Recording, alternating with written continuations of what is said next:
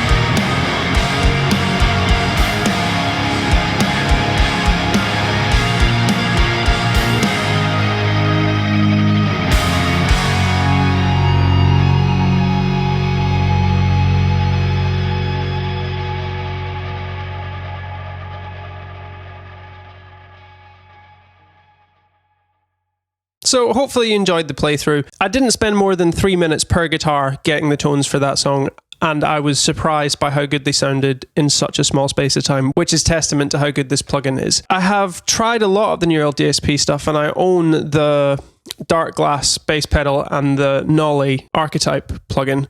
I think that when I tried the first two Fortin sims that they did, I really wasn't that keen on them. There was something quite cutting and sharp about them, and the way that they felt to me just didn't work for the type of music that I do. I mean, I heard other people get great sounds out of them, but I could never quite get it to feel right. I think that that may just be an issue I have with Fortin though, because when I've tried the Nolly or the Plini or this even, I've not run into the same issues or the same level of issue. And I think the reason that I like this amp sim more than the other two Fortin ones that Neural DSP have done is the range of adjustability, both inside of the cab and on the switches on the front of the amp. To me, they can sometimes be a little subtle. Like the bright switch doesn't give you the biggest difference in the world, and the pull saturate on the bass, I've not found a way to make it sound good to me.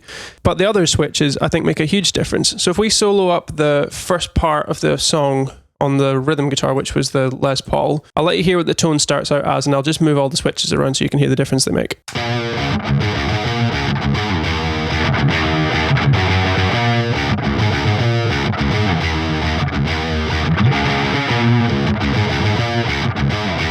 So the thump makes quite a big difference.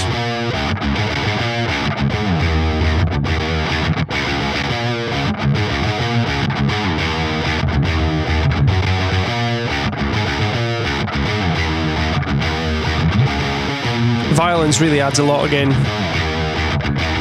which for some stuff is great. Even on this setting, we don't have anything. We have no pedals. It's just the heavier channel with less gain than it should have.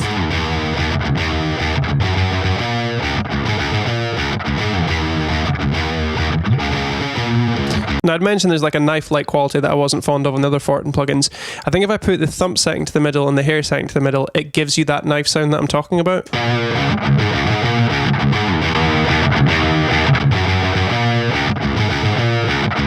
Yeah, there's something in there that I don't like.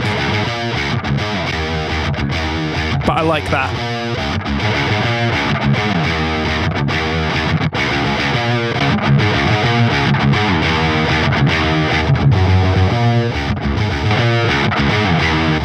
It also seems like the switches affect each other.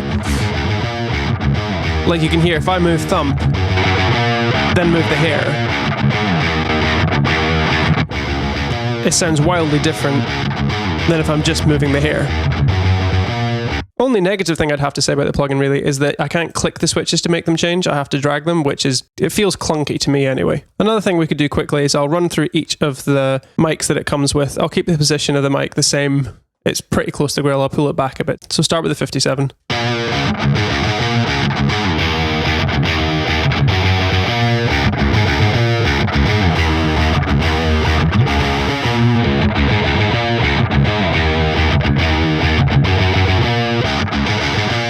Now, they're all fairly standard mics that you'd use to record a guitar cab, but what I like about them is that they all offer something different, and I think that means that when you combine them together, you do tend to get a large range of tone that you could cover. So if we again set the positions to be the same, the distances to be the same, I'll flick through the second mic and let you hear what it sounds like as it changes.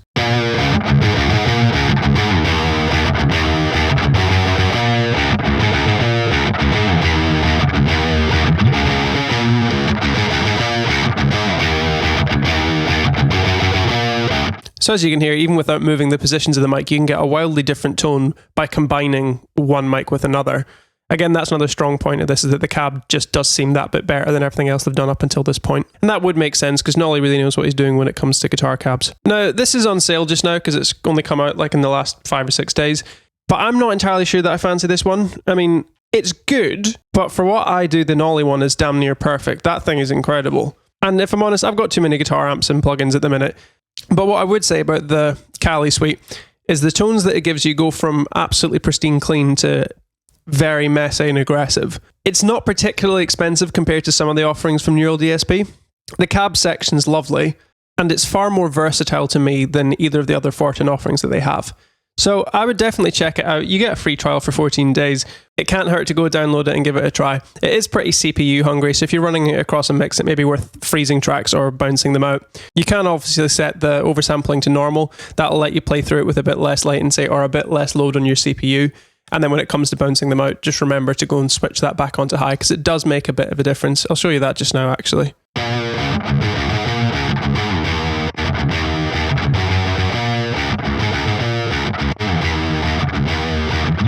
So funnily enough, I don't think one sounds better or worse than the other. They just sound different.